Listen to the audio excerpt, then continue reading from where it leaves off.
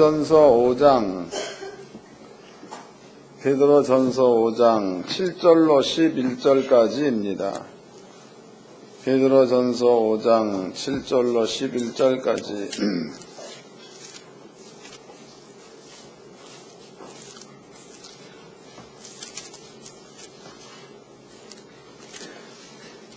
베드로전서 5장 7절로 11절까지 다같이 한 목소리로 합독을 하도록 하겠습니다. 시작.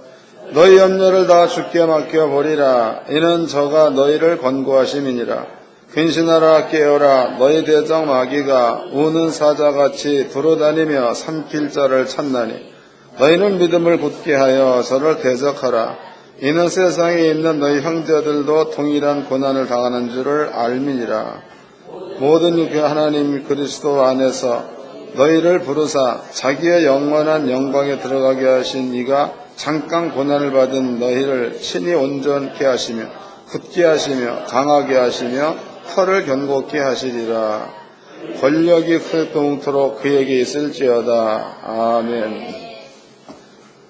오늘 여러분께 들려드린 말씀의 제목은요, 부활의 참 의미입니다. 부활의 참 의미.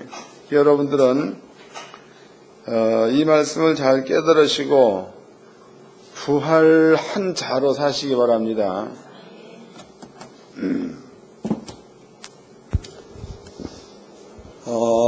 우리는 부활절날 달걀을 많이 먹습니다. 삶은 달걀.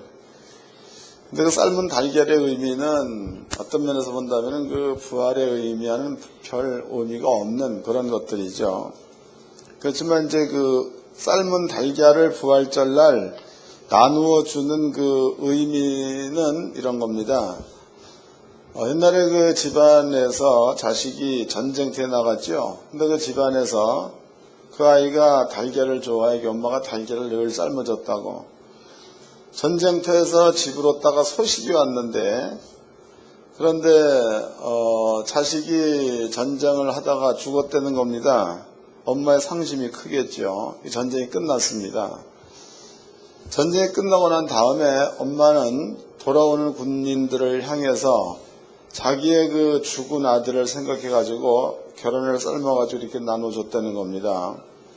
근데 전쟁을 치르고 돌아오는 군인들 가운데에 그 결혼을 보고 결혼을 먹으면서 자기의 엄마를 기억한 거죠.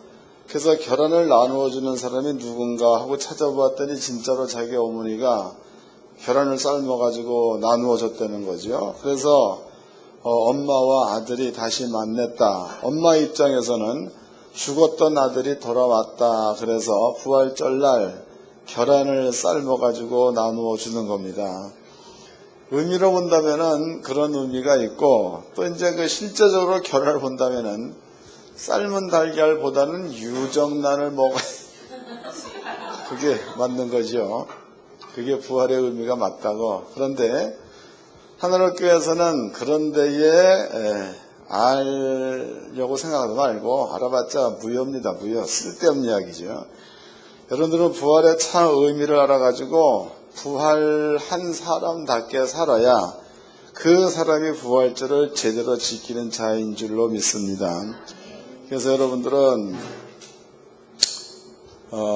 부활절의 의미를 알고 부활절을 살면 하여튼 날마다 신나. 날마다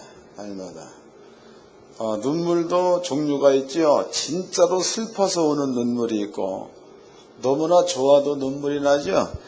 하나님의 성도님들은 너무나 좋아서 날마다 울며 사시길 바랍니다. 그래야지 이게 좋은 거다고. 먼저 이제 예수님의 죽음을 성경적인 방법에서 이해를 좀 해보도록 합시다. 성경에서는요, 예수가 언제 부활을 했나? 성경은 안식 후 첫날 그랬죠? 그러면 이제 이스라엘 민족의 안식일은 토요일이 안식일입니다. 그러면 월, 화, 수, 목, 금, 토, 일 이렇게 되겠죠. 근데 이제 우리가 신학적으로 이것을 개선해내려면은 상당히 복잡하다고. 여러분들은 뭐 그렇게까지 어렵게 공부할 이유는 없는 거지요. 그래서 제가 이제 우리 연구원 목사님들한테 그렇게 어려운 토종 비결이야 그런 것들을 짧게 확실하게 이해해서 그런 것들을 전부 다 점을 칠 수 있는 수준까지 내가 알려준 것처럼 2시간이면 다 배우는 내용이다고. 여러분들도 이 내용을 골치하고 생각하지 말고 간단하게 여러분들이 이해를 해가지고 그런 거구나 그렇게 알고만 있으면 되는 겁니다. 그러면 토요일 날이 안식일이라고. 안식일. 그럼 안식 후 첫날 그러면 주일이 되겠죠. 안식 후 첫날 새벽 미명 그러면은 대략 한 4시쯤이 되겠죠. 4시. 그럼 4시에서 하루 그러면은 토요일 날 4시가 되겠죠. 그럼 이제 토요일 날 4시에서 하루 그러면은 금요일 날 4시가 되겠죠. 금요일 날 4시에서 하루 그러면 목요일 날 4시가 되는 겁니다.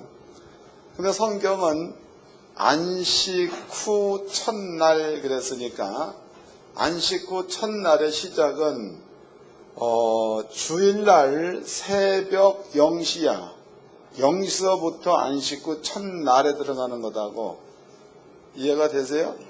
12시가 지난 시간서부터 안식 후 첫날로 들어가는 겁니다. 그러면 이제 안식 후 첫날 새벽 그랬으니까 일요일날 12시를 안식 후 첫날로 보았을 때에 안식 후 새벽 그러면은 그때로부터 몇 시간 지난 겁니까? 4시간 지난 거죠? 4시간.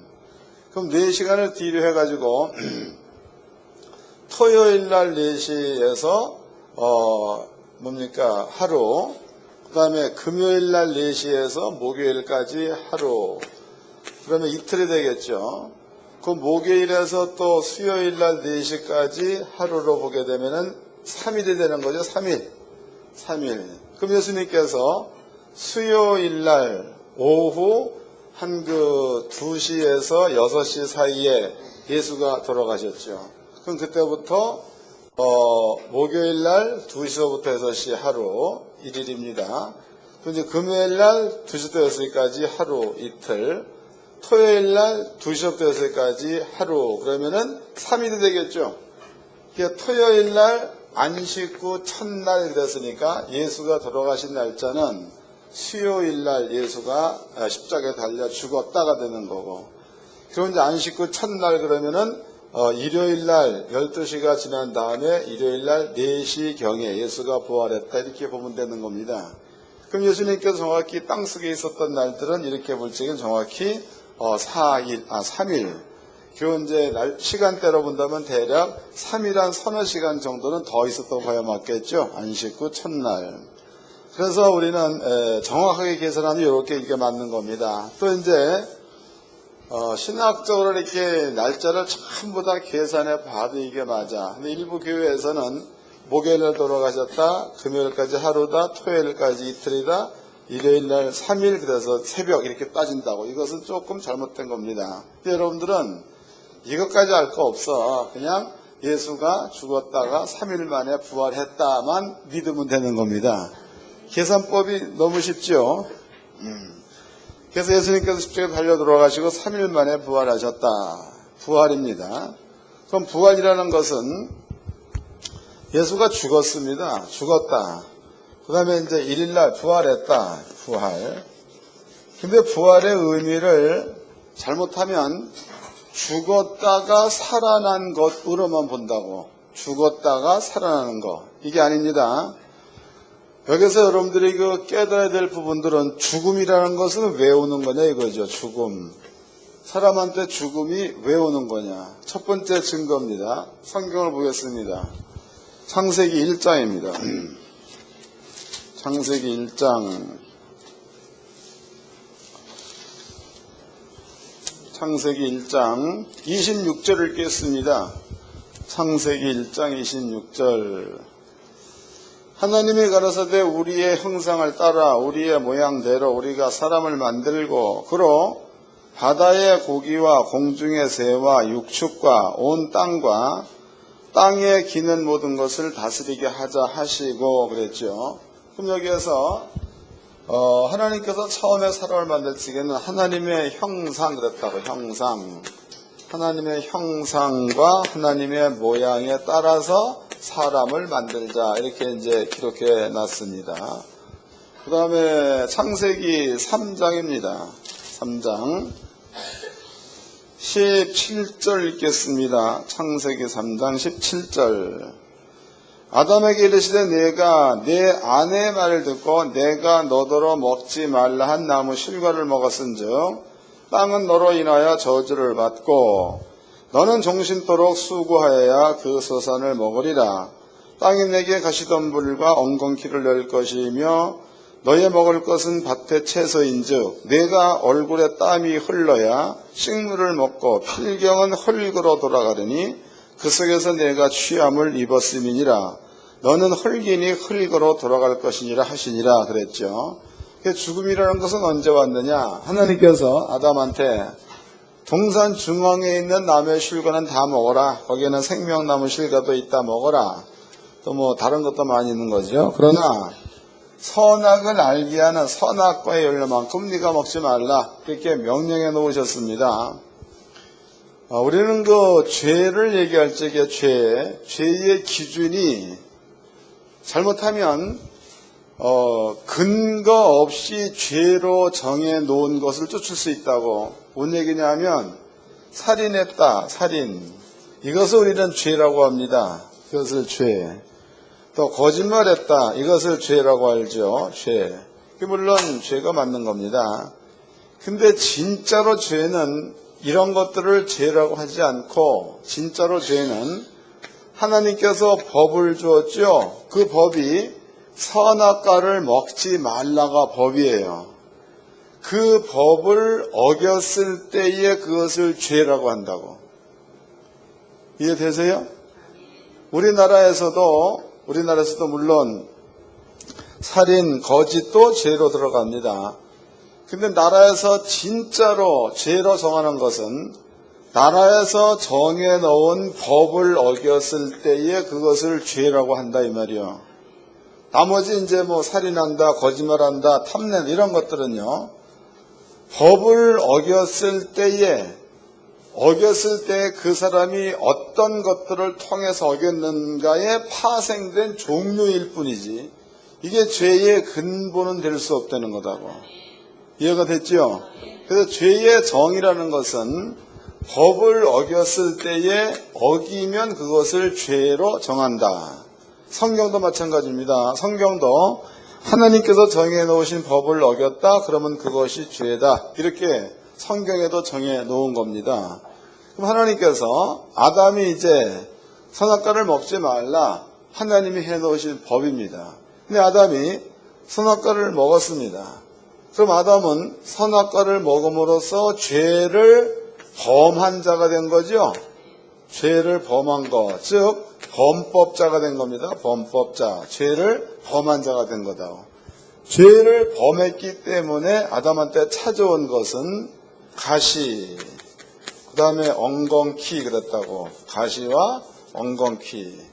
그러면은 가시와 엉겅퀴가 땅에서 난다. 그 얘기는 가시를 뽑아내고 엉겅퀴를 뽑아내야 씨를 뿌릴 수가 있는 거죠. 가시와 엉겅퀴를 뽑아내는 작업을 성경은 수고와 땀 이랬단 말이야. 그럼 여러분들이 땅에서 수고와 땀을 흘리게 된 이유는 하나님의 법을 어겼기 때문에 수고와 땀이 찾아왔다가 되겠죠. 요 수고와 땀을 죄에서 정해놓은 값이라고 하는 거다고. 죄에서 정해놓은 값. 그 다음에 이제 이건 육적으로 주어지는 겁니다. 그럼 여러분들이 이건 이제 우리가 사는 삶 가운데 적용 좀 시켜보도록 합시다. 여러분들이 하는 것마다 안 돼. 그 왜 그런 거예요? 수고와 땀이 왔다는 거죠. 그 수고와 땀을 흘린 것만큼의 소산이 여러분한테 있어야 맞는 건데 그것을 초월해가지고 하는 것마다 안 돼. 이건 역시도 죄에 대한 값이 여러분께 찾아왔다가 되는 거다. 설명됐죠? 여러분들 오늘 부활절이니까 잘 깨달아야지만이 앞으로 잘 살 수 있습니다. 두 번째입니다. 두 번째, 하나님께서 네가 법을 어겼다. 그러므로 너는 종신토록 수고하고 땀을 흘려야 소산을 먹을 거다. 네가 온 곳은 흙이니 흙으로 돌아가거라. 이렇게 말씀해 놓으셨습니다. 그럼 흙으로 돌아가는 것을 우리는 죽음이라고 한다고. 그러면 죽음의 세계에서 죽음의 종류는 두 가지죠. 한 가지는 수고와 땀을 흘리는 것도 사망 세계의 일. 또 한 가지는 흙으로 돌아가는 것도 사망 세계의 일. 그러면은 수고와 땀이나 흙으로 돌아가는 거나 이 두 가지는 전부가 다 하나님이 정해놓으신 법을 어겼을 때에 사람들한테 찾아오는 것. 이해가 됐나요? 첫 번째입니다. 두 번째, 신약을 보겠습니다. 로마서 1장입니다. 로마서 1장 28절입니다. 로마서 1장 28절 읽어드리겠습니다. 로마서 1장 28절서부터 로마서 1장 28절서부터 또한 저희가 마음이 하나님 되기를 싫어하며 하나님께서 저희를 그 상실한 마음대로 내어버려 두사 합당치 못한 일을 하게 하셨으니 29절입니다. 곧 모든 불의라는 얘기는 불법을 말하는 겁니다. 불의는 불법입니다. 이게 성경에 공의가 있죠. 공의. 공의는 하나님 말씀에 순종할 때의 공의. 불법이라는 것은 하나님 말씀에 불순종할 적에 불법을 행한 자 이렇게 보는 겁니다. 모든 불의, 추악, 탐욕, 악의가 가득한 자요. 수근수근한 자요, 비방하는 자요, 하나님의 미워하시는 자요, 능욕하는 자요, 교만한 자요, 자랑하는 자요, 악을 도모하는 자요, 부모를 거역하는 자요, 우매한 자요, 배역하는 자요, 무종한 자요, 무자비한 자라. 저희가 이 같은 일을 행하는 자는 사형에 해당한다고 하나님의 정하심을 알고도 그랬으니까 이런 일을 행하는 자는 하나님께서 사형시키겠다. 하나님께서 정해놨다는 거. 이게 법에서 정해놓기를, 법에서, 이건 율법이죠. 율법에서 정해놓기를 이렇게 불의야, 불의 가운데 있는 자들은 하나님께서 사형시키겠다라고 정해놓은 겁니다. 이것을 또한 죽음이라고 한다고, 죽음. 이제 죽음에 대한 이해를 하셨죠? 이게 죽음이기 때문에 첫 번째 수고와 땀도 죽음, 사망 안에, 또 흙이니 흙으로 돌아가는 것도 사망 안에.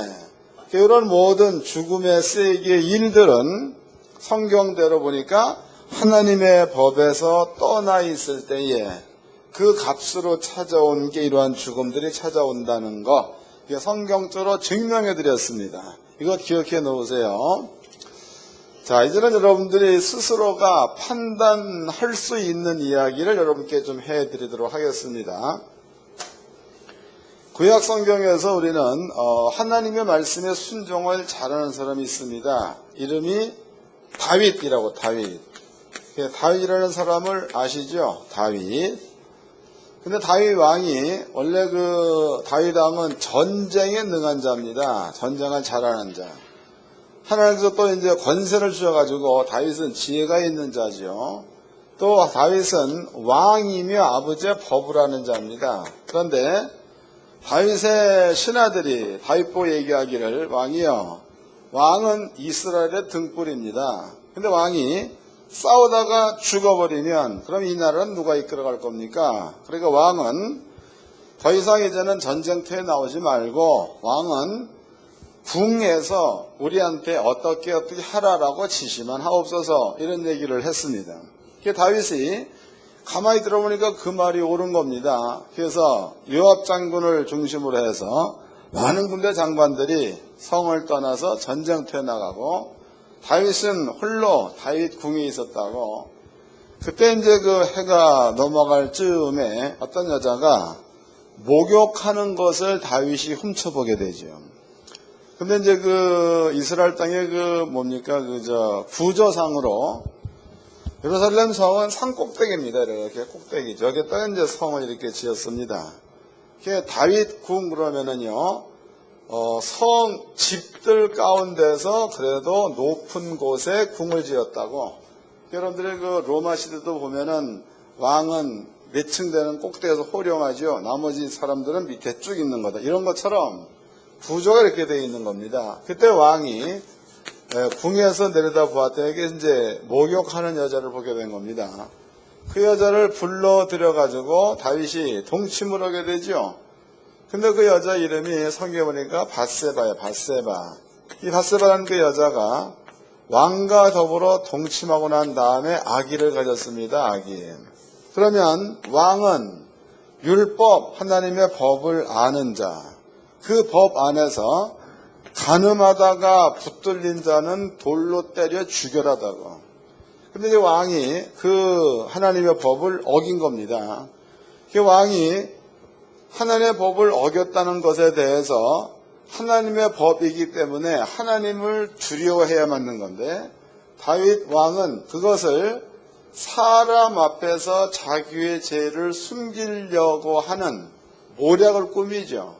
그 전쟁터에 나가 있는 다윗의 그 장군입니다. 밧세바의 신랑 이름이 우리아입니다. 그 우리아를 불러들여가지고, 우리아여, 네가 전쟁에서 고생을 많이 했으니까 오늘은 너희 부인하고 잠을 자고 그리고 기분을 좋게 한 후에 내일 전쟁터로 다시 가라, 이런 얘기를 합니다. 그 내용 가운데는 밧세바가 아기를 가졌죠. 우리아가 밧세바로 더불어 동침을 해버리면 밧세바가 가진 아기는 다윗의 자식인지 우리의 자식인지 세상 사람들은 모른다는 거죠. 그리고 다 알기는 우리아의 자식으로 볼 수 있다는 겁니다. 그 다윗이 이러한 그 꾀를 낸 겁니다. 근데 하나님께서는 그러한 그 다윗을 보고 괘씸하게 생각을 하죠.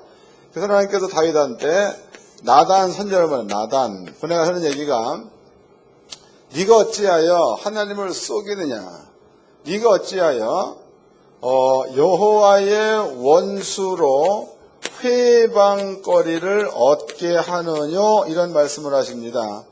그 여호와의 원수는 누가 되는 거예요? 여호와의 원수는 마귀나 사단이나 귀신들이 되는 거겠죠. 네가 어찌하여 여호와의 원수로 회방거리를 얻게 했느냐, 이런 말을 썼습니다. 찾아보겠습니다. 사무엘 하입니다. 12장을 보겠습니다.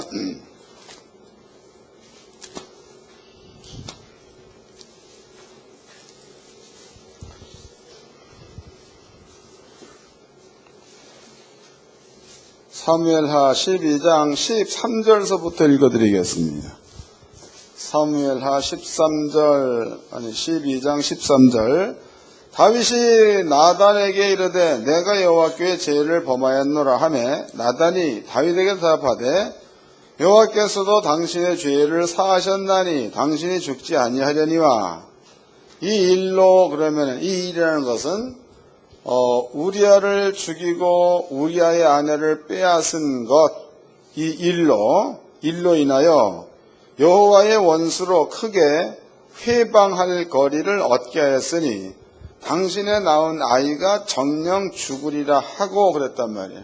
그러면 지금 다윗이라는 사람은 하나님의 율법을 어기고 모략을 써서 자기의 군대 장관 우리아를 죄 없이 죽이고, 그리고 우리아의 처 밧세바를 빼앗아 가지고 자기의 아내를 삼은 자, 그 자가 다윗입니다. 그럼 이것은요, 하나님의 율법을 어겼기 때문에 명백한 죄가 되는 거겠죠. 죄. 그건 죄에는 뭐가 따라야 맞는 거예요? 죄에는 값이 따라, 값. 그럼 죄의 값으로 하나님께서 다윗한테 죄값을 요구한 게 뭐예요? 자식이 죽을 거다죠. 이해가 되는 거예요? 다시 읽어보자고. 14절 다 같이 읽어봅시다. 시작. 이 일로 인하여 여호와의 원수로 크게 회방할 거리를 얻게 하였으니 당신의 낳은 아이가 정령 죽으리이다 하고 그랬으니까 그 일로 인하여 다윗의 자식이 아기가 죽을 거다, 이런 얘기를 해놓았다는 거죠. 그렇다면요, 율법이라는 것은 율법을 어기면 죄가 되는 거고 죄에는 값이 따르게 되어 있는 건데, 다윗이 율법을 어긴 죄를 저질렀더니 그 값으로 아기가 죽는다는 것, 이것이 죄값으로 아이가 죽었다는 거죠. 이해가 된 거죠. 그래서 모든 법이야, 법, 즉 죄를 짓게 되면 그 죄에는 값이 꼭 따라온다는 게 성경이다고. 우리는요, 세상 사람들도 성경을 잘 모른다고 그래도 어려운 일들이 겹치게 되면 입에서 먼저 나오는 말이 뭐예요? 내가 뭘 잘못했길래, 이런 말들을 하죠. 이런 것들은 그냥 그 사람들이 사는 세상 가운데서 문화에도 나라의 법을 어기면 어긴 것에 대한 값이 따라오는 이런 것들이 사람들의 머리 가운데는 문화와 혹은 지식화되어 있기 때문에 저절로 나오게 되는 말이다 말이죠. 그러니까 율법을 어기면 거기에는 꼭 죄와 값이 따르게 되어 있는 겁니다. 성경 그 죄의 값을 수고와 땀이다 혹은 흙이니 흙으로 돌아가리라 해서 죽음을 명해놓고 있는 거다. 그럼 여러분들이 만약에 질병이 걸렸다. 질병입니다. 질병의 끝은 사망이죠. 암의 끝은 사망입니다. 이런 것들도 따지고 본다면은 죄의 값으로 온다가 되는 거죠. 맞아? 그런 거다고. 또 여러분들이 하나님 말씀에 순종하는 자리에 머물러 있으면 들어가도 복이요 나가도 복이 와야 되어 있는 건데 들어가도 안 되고 나가도 안 되면 죄의 값이, 그러니까 가난이죠. 이런 가난한 일들이 죄의 값으로 왔다가 되는 겁니다. 그러니까 여러분들은요, 하나님의 말씀에 떠나 있다, 말씀에 불순종했다 그러면 그 죄의 값으로 구약 성경에서는 이런 일들이 사람들한테 찾아왔다가 되는 거다. 또 이러한 일들 뒤에는 아까 성경에 보니까 여호와의 원수로 회방할 거리를 주었다 그랬으니까 여호와의 원수는 악한 영들이 되는 거다. 사망의 영이 되겠죠. 사망의 영. 그러니까 죄를 짓게 되면 사망의 영들로 하여금 활발히 일할 수 있도록 만들어주는 이런 그 배경이 죄입니다. 그리고 죄의 값을 만들어내기 위해서 악한 영들이 마음껏 일할 수가 있다. 이렇게 성경 말하고 있습니다. 이해가 되셨죠? 이것도 이해 못하면 머리를 집에다 두고 다니시기 바랍니다. 자, 그 다음에 이제 저번 주간이 고난주다. 고난주. 이번 주간이 부활주간입니다. 그러면 고난주라는 것은요, 왜 고난주인가? 고난주. 이 고난주간이라는 것은 그냥 근로 고난, 그럼 우리가 이해를 할 수 있는 겁니다. 그러나 성경서 말하는 고난은 우리가 알고 있듯이 그냥 힘들다 이런 차원이 아니고 성경서 얘기하는 고난은 대속의 의미가 있어. 대속이라는 것은 내 대신 누구인가가 뭔가를 지불한다고. 그 고난 두 가지라는 것은요, 여기는 예수가 등장을 하죠. 예수님은 하나님의 아들이기 때문에 죄가 없습니다. 무죄한 자입니다. 성경을 찾아보겠습니다. 베드로전서입니다. 2장. 베드로전서 2장.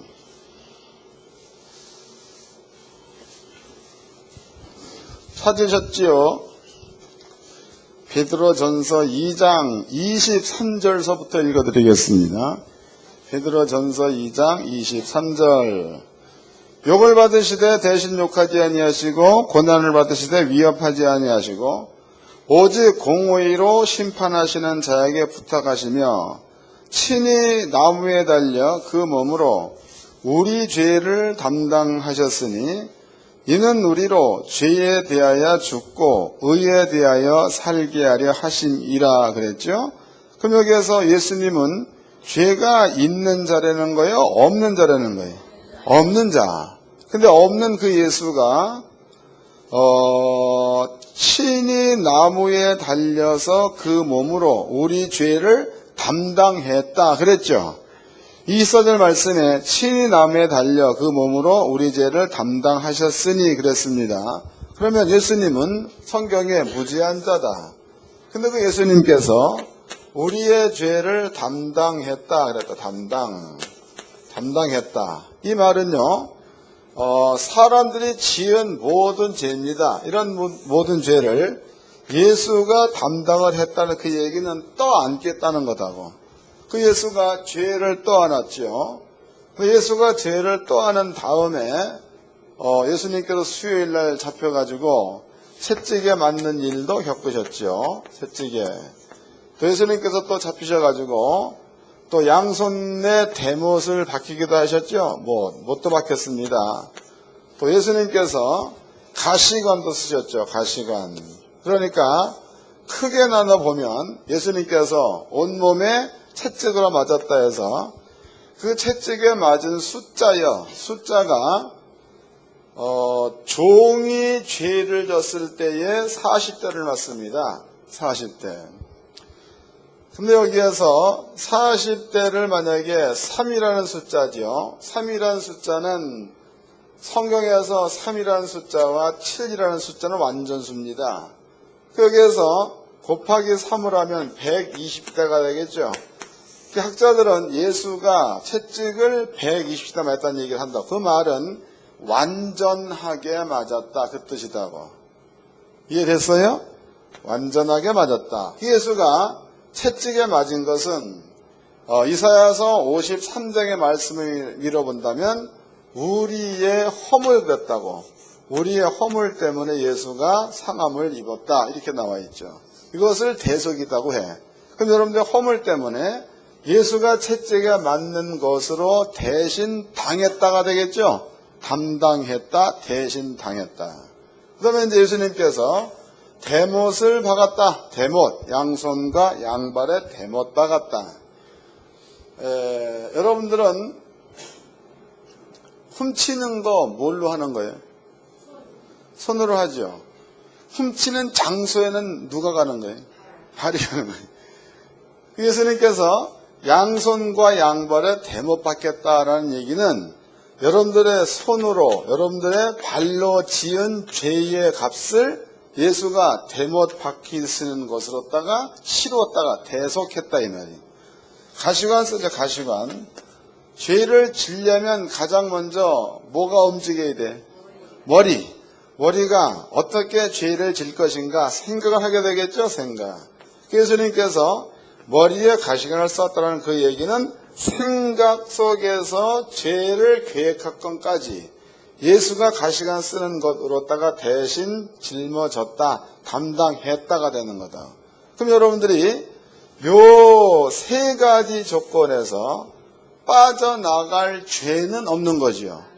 뭔 뜻이냐 하면 여러분들의 그 허물 그러면은 수군거리는 것도 허물일 수도 있는 거고 이상한 버릇 가진 사람도 있죠. 여자들은 언젠가 모르지만 가끔 남의 것을 그냥 갖고 싶어 하는 때가 있다는 거야. 그것도 허물이 되는 거고 또 뜻없이 괜히 나한테 생기는 거 아무것도 없는데 거짓말하는 자도 허물이 되는 거. 이런 모든 것들 이것 때문에 예수가 대신 죽었다. 채찍에 맞았다. 대속. 또 손과 발로 짓는 죄 대신에 예수가 채찍에 대못 박혔다. 대속. 머릿속에 죄를 계획하고 생각 이것 때문에 예수가 가시관 썼다. 대속. 그다음 예수님께서 이제 창으로다가 여기를 찔렸다고 그랬죠. 그 창이 예수의 심장을 찔렀다는 거다. 옆구리를 또 심장 찔렀다 얘기하죠. 그 심장 찔렀다는 그 말은 죽었다 이 말이에요. 그 예수가 창으로다가 찔렸다 그 얘기는 예수의 그 생명이 끊어지는 겁니다. 죽었다. 죽었다. 그 예수의 죽음은 이런 그 모든 죄로 인해서 우리가 죽어야 될 죽음을 예수가 대신 짊어지고 죽었다 이렇게 말할 수 있는 거죠. 그래서 저번 주를 우리가 고난주간이라고 말한 고난의 말 가운데는 이렇게 예수가 우리가 받아야 될 죄의 값을 예수가 대신 짊어지고 끝내는 십자가에 죽는 것까지야. 여기까지를 고난이다. 고난. 그럼 여러분들이 받아야 될 이러한 죄의 값을 예수님에게 줘버렸으니까 여러분들은 죄값을 또 치러야 돼. 치러오지 말아야 되는 거예요. 예수가 여러분들의 죄를 짊어지고 죄의 값을 치러버렸으니까 여러분들 또다시 죄의 값을 치를 필요성이 없는 겁니다. 그래서 부활했다라는 그 얘기는요, 안식 후 첫날, 그게 토요일날 됐죠.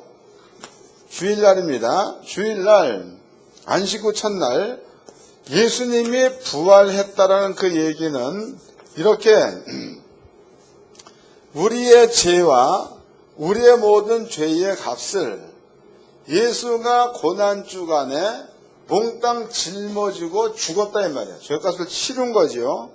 그리고 부활했다라는 그 의미는 죄값을 치루었다의 표시요. 증거. 이해됐어요? 모든 죄값을 예수가 치르고 다시 살았다라는 것에 대한 증거입니다. 증거.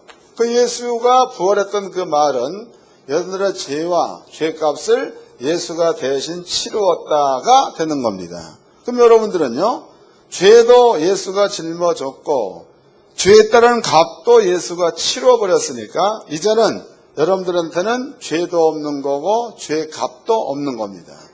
죄도 없고 죄값도 없다는 그 말은 수고와 땀이 없다는 뜻이고 죽음도 없다는 뜻인 줄로 믿으시기 바랍니다. 그래서 부활이다라는 그 말은요, 예수님께서 이렇게 죽었고 예수께서 이렇게 부활했다는 거죠. 그 사실을 여러분들의 마음 가운데에 믿음으로 가져버리면 그러면 여러분들도 죄에 대해서는 죽은 자가 되는 거고 의에 대해서는 산 자가 되었는 줄로 믿으시기 바랍니다. 그래서 부활했다 그런 뜻입니다. 다시 베드로전서 2장을 보겠습니다. 24절입니다. 24절. 친히 나무에 달려 그 몸으로 우리 죄를 담당하셨으니 이는 우리로 죄에 대하여 죽고 의에 대하여 살게 하려 하심이라. 저가 채찍에 맞음으로 너희는 나음을 얻었나니 해서 예수가 나 때문에 채찍에 맞았다는 사실을 믿으면 그 믿음대로 살 수 있게끔 아버지가 해놨다는 거다고. 그래서 여러분들은 이제 죄에 대해서 죽었다. 그리고 의에 대해서는 살았다. 이런 것들을 얘기할 적에 부활한 자라고 말할 수 있는 겁니다. 부활한 자. 그럼 여러분들은요, 이 사실을 믿음으로 죽어야 될 자야 부활한 자예요. 부활한 자. 이게 말로만 부활했다가 아니라 삶도 부활했다고 믿는 삶을 살아야 맞는 거죠. 그래야 맞는 겁니다. 이제는 본문으로 가봅시다. 본문입니다. 베드로전서 5장 7절입니다. 이제부터는 여러분들이 크게 깨달아야 될 부분입니다. 베드로전서 5장 7절. 너희 염려를 다 주께 맡겨버리라. 이는 저가 너희를 권고하심이니라 해서 그 염려라는 것은 수고와 땀을 얘기하는 거죠. 염려를 누구한테 맡기래? 주가 누구야? 그렇죠. 주께 맡겨라. 맡긴다는 단어를 아시나요? 맡긴다. 글만 알면 곤란해. 맡긴다. 여기를 보세요. 맡긴다라는 것은 뭘 뜻하는가 하면 이게 이제 그 찬송가입니다. 찬송가. 이거를 맡겨봐서 나한테 그 맡겼으면 나한테는 찬송가가 있는 거야 없는 거야? 없는 거죠. 여러분들이 찬송가를 맡겨버려서 없는 거다고. 그러면 생각이 나는 찬송가가 내게 없고 목사님한테 있다라는 생각이지 맡겨놓고 찬송가는 내게 있다는 생각은 안 맡긴 거예요. 맡기다. 이해하셨어요? 이거 글로만 맡기다 이거 곤란해. 그건 누구나 다 할 수 있는 겁니다. 근데 여러분들은 생각과 믿음과 행동에서 맡겼으면 맡긴 자로 살아야 될 줄로 믿습니다. 근데 제가 이제 이래 얘기를 하다 보면 말로는 날마다 맡겼다고 그래. 근데 대화를 나눠보면 맡긴 게 아니라 다 가지고 있어요. 이건 아주 곤란합니다. 이건 곤란한 정도가 아니라 스스로가 스스로를 파멸의 길로 가져가는 거다고. 곤란 정도가 아니에요. 그러니까 맡기다고 하면 맡기시기를 바랍니다. 뭐 잘난 척하고 미안한데 어떻게 맡기냐 이거 아니야. 그럼 예수 안 믿는 자다고. 미안할지라도 맡기시기를 바랍니다. 다시 읽어드려서 7절 너희 염려를 다 주께 맡겨 버리라. 이는 저가 너희를 권고하심이라. 8절 근신하라 깨어라 너희 대적 마귀가 우는 사자같이 두루 다니며 삼킬 자를 찾나니 그랬다고. 그러면은 맡기라 라고 얘기한 다음에 마귀가 우는 사자와 같이 삼킬 자를 찾는다를 왜 써놓은 거예요 여기다가. 요 말 여기에다 그 말 나올 이유가 없는 거 아니에요. 근데 베드로라는 사람은 그러면은 예수님의 사랑을 많이 받은 자입니다. 그 베드로가 너희의 염려를 주께 맡기라 그 다음에 쓴 말이 마귀가 우는 사자와 같이 두루 삼킬 자를 찾는다를 써붙여놨어요 여기다가. 이 말을 해석해 본다면 맡기지 않으면 마귀가 찾는 자 안에 들어간다 그 뜻 아니에요. 맡기지 않으면 마귀가 찾는 자 안에 들어간다. 즉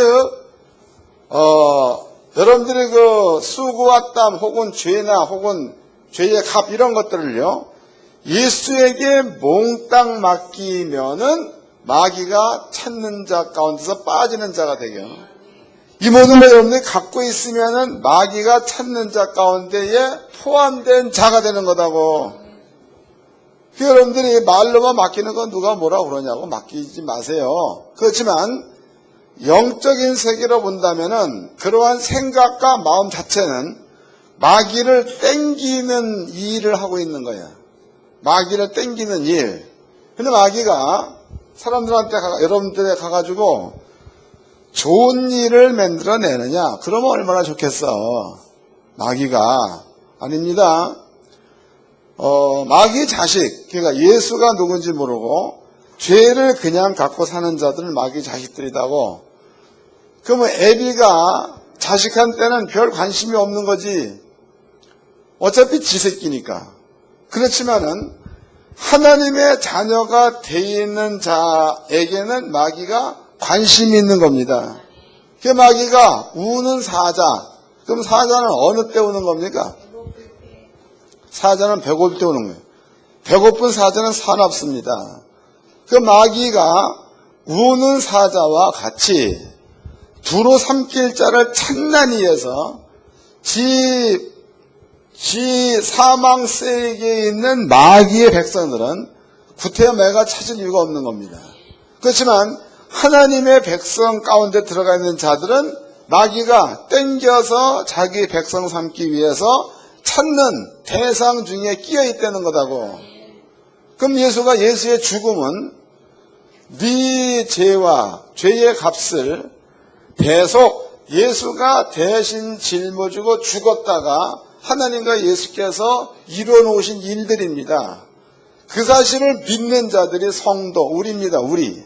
그럼 여러분들이 그 사실을 그대로 믿으면은 믿음과 말과 행동이 같아가지고 죄의 값을 예수가 짊어지고 갔다는 자리에 머물러 있어야 이게 맞는 건데, 대답은 예수가 가져갔다, 나는 죄값도 없다 이렇게 말을 해놓고 사는 삶의 모습을 가만히 보면 여전히 수고와 땀을 짊어진 자로서 살고 있다면 십자가의 도를 안 믿는 거다고. 십자가의 도를 안 믿는 자들은 100% 마귀의 사냥물이 되는 거다고. 사냥물. 이해가 됐어요? 잘 좀 깨닫기를 바랍니다. 그리고 여러분들은 한 주간 동안 이런 거 연습해야 되는 거예요. 그냥 듣고 잊어먹거나 그러지 말고, 들었으면 되새김질 해보고, 들었으면 또 해보고, 그리고 생활 가운데 내가 지금 있는 삶은 수고와 땀을 그냥 짊어지고 있는 거냐, 맡긴 삶이냐, 이걸 한번 점검해 보시라고. 그리고 행동과 믿음이 여러분들이 갖고 있는 수고와 땀을 예수께 몽땅 넘겨주시기를 주의 이름으로 축원합니다. 그게 바른 신앙인이에요. 바른 신앙인. 그 다음에 또 읽어보겠습니다. 8절입니다. 근신하라 깨어라. 저희 대적 마귀가 우는 사자같이 돌아다니며 삼킬 자를 찾나니. 9절. 너희는 믿음을 뭐 하려는 거예요? 굳게. 믿음의 대상이 뭡니까? 믿음의 대상이 예수가 우리 죄와 값을 십자가의 죽음으로 치루었다는 것을 믿는 것이 믿음의 대상이에요. 이 십자가의 도라고 말하지. 그게 믿음의 대상입니다. 다시 읽겠습니다. 9절. 너희는 믿음을 굳게 하라. 저를 대적하라 해서, 그러면 저를 대적하라. 저는 누가 되는 거예요? 우는 사자와 같이 두루 삼킬 자를 찾으려고 찾는 마귀를 말하는 거죠. 마귀를 대적하려는 거야. 그런데 그냥 얘기하면 끝날 일인데 앞에다가 써놓는 말이 너희는 믿음을 굳게 하라. 그 다음에 대적하라. 그 믿음의 근본이 십자가의 도를 믿는 믿음의 근본입니다. 십자가의 도. 그럼 이 십자가의 도를 확실하게 믿었으면은 그 다음에는 마귀를 대적하려는 거죠. 마귀를 대적하라 그랬다고. 대적하라. 그럼 바꾸어 본다면 십자가의 도가 확실하게 믿어지지 않는 상태에서는 마귀를 대적해도 마귀를 대적할 상대가 못 된다. 그 말이다고. 이해되시나요? 이게 얼마나 중요한 이야기야. 여러분들이 말과 행동이 같아야 되는 거예요. 저는 늘 얘기하지만 여러분들이 그 말은 예수 믿습니다 해놓고 실제적으로 뭐 예수를 안 믿는 자리에 머물러 있으면 그거 예수 안 믿는 거다고. 그러지 말고 예수를 믿습니다. 뭘 믿느냐? 죄와 값을 예수가 대신 치루었다. 개소리는 고난주간을 지킨다. 이거 믿는 겁니다. 이걸 믿으면 생활 가운데서도 그 믿음 안에서 살아야지만이 믿는 거예요. 그러니까 가령 이게 이제 그 가난이라고 쳐. 가난이에요. 실제로는 가난은 불편하죠. 가난을 예수께 줬다고. 줬어. 그럼 줬으면 여러분에게는 가난이 있는 거예요? 부요가 있는 거예요? 가난 줬으면 부요가 있는 겁니다. 그러면 스스로 부요하다라고 생각한 자의 입에서 있다는 말이 나와야 돼? 없다는 말이 나와야 돼? 여러분들 입에서 뭔 말이 잘 튀어나와? 뻑하면 없다지. 뻑하면. 돈 없다, 없다, 뻑하면 없다. 그러니까 스스로가 스스로를 속이는 겁니다. 예수께 맡겼다려면은 생각과 마음에서 없다가 없어져야 되는 거예요. 질병도 예수님께서 채찍에 맞음으로 너희는 남을 얻었다. 그러면 질병을 주님께 준 겁니다. 줬으면은 이제는 건강이 나한테 온 겁니다. 건강. 그 사람이 살다 보면 아파. 저도 아픕니다. 그럼 아프다는 생각에 빠져 있어야 될 게 아니고 예수가 내 질병 가져갔으므로 나는 틀림없이 치료가 돼서 건강하다. 이런 믿음을 가지고 사는 그것을 십자가의 도를 믿는 믿음으로 산다. 이런 뜻이 되는 거다고. 시험도 그래. 시험 어려운 일들이 많이 있는 거죠. 그것을 여러분들이 염려하지 말고 예수님한테 줬으면 전부 다 예수께 맡기시기를 바랍니다. 그리고 마음 가운데 평강과 안식을 가지고 그렇게 살면은 여러분 삶 가운데 예수가 만들어 놓으신 건강도 이거는 구원이지요. 질병에서 건강 구원입니다. 또 부여라는 것도 가난해서 부자 구원입니다. 시험이라는 것도 시험에서 평강 구원이라는 거겠죠. 또 마지막에 목숨이 끊어지면 영원한 사망 지옥 가는 게 아니고 천국 가는 것도 구원이다. 부활절이라는 것은요, 예수가 부활한 날만 기념해서 지킨다 이거 아니에요. 부활절이라는 것은 여러분들이 그 절기 안에 들어가 있는 것을 부활절이라고 해. 뭔 말인지 알아? 그러니까 기념으로 예수가 부활했다를 여러분들이 지키면 기념으로 끝나는 거예요. 그러나 여러분들이 부활절 안에 들어가 있으면은 여러분들은 건강하게 사는 것이 부활절을 지키는 거고, 여러분들이 부자로 사는 것이 부활절을 지키는 거고, 시험을 이기고 사는 것을 부활절을 지키는 게 되는 거고, 마귀를 내쫓으며 사는 것이 부활절을 지키는 이러한 삶인 줄로 믿으시길 바랍니다. 그래서 부활절이라는 것은 오늘만이 아니라 여러분들은 이 말씀을 믿고 순종하는 여러분들의 목숨 끝날 때까지의 삶 전체가 부활절에 돼야 맞겠죠? 이렇게만 여러분이 산다면은 내일부터라도 기사와 표적은 따를 줄로 믿습니다. 그래서 신비한 일들이 늘 나타나야지 어쩌다 한 번 이건 아니에요. 성경을 찾아보겠습니다. 마가복음 16장입니다. 이건 예수님께서 직접 하신 말씀이에요. 마가복음 16장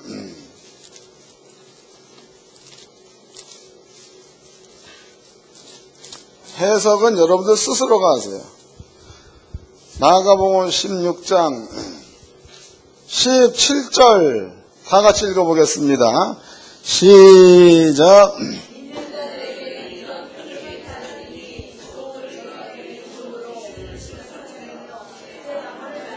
여기에 뭐라고 나와 있습니까? 믿는 자 그랬어요? 믿는 자들 그랬어요? 믿는 자들 여러분 다 포함되는 거겠죠? 믿는 자들에게는 이런 표적이 날마다 따른다는 거다고. 이거 한 번 오고 마는 게 아니라 날마다 표적이 따르는 겁니다. 그러니까 우리 하늘교회 성도님들은요, 여러분들은 하루하루가 도를 트는 삶이 되어야 맞는 거다고. 그냥 무슨 도 튼다 그러면 접된가 보니까 도사라고 칭하는 사람들이 산에서 우통 벗고 찬물에 목욕하고 앉아서 수양하고 이걸 도사다고 그래. 그거 도사 아니에요. 진짜 도사는 누가 도사가 돼야 맞느냐? 채찍에 맞음으로 남의 입었도를 믿어서 건강으로다가 내 몸을 바꿔내는 자가 도사요. 또 가능한 사람은 예수가 가난 가지고 갔으니까 우리한테 준 부요, 그게 부자로 살 줄 아는 사람이 도사예요. 시험도 예수가 몽땅 가지고 갔다 그랬죠. 그 예수께 몽땅 맡겨버리고 하나님께로부터 온 은혜, 그 은혜의 삶을 생활 가운데 존재로 만들어내면서 사는 사람을 도사다고 하는 거다고. 예? 여러분들은요, 그런 그 이상한 말에 미혹돼가지고 난도 도를 퇴지 기도를 많이 해서 이러지 말고 부활절의 삶을 살게 되면 저절로 표적이 있다. 표적. 그 표적은 월요일날 나타나고 화요일날 이게 아니에요. 월화수목금토일까지 계속 나타나야 될 줄로 믿습니다. 그래서 하늘교회 성도님들은요, 비록 땅에서 힘들게 살고 있지만은 땅에서 천국의 모든 것들을 누리며 사는 자가 되어져야, 그래야 부족한 종이 보기에는 맞는 겁니다. 그렇지 않고 예수를 믿는다라고 하면서 날마다 시험 가운데 빠져가지고 헤매고 있으면 그 뭐 예수 믿는 겁니까? 예수 믿는다고 거짓말 시키는 거지. 진실한 자가 되기를 주의 이름으로 축원합니다. 옆 사람과 인사 좀 합시다. 부활절 좀 잘 지킵시다.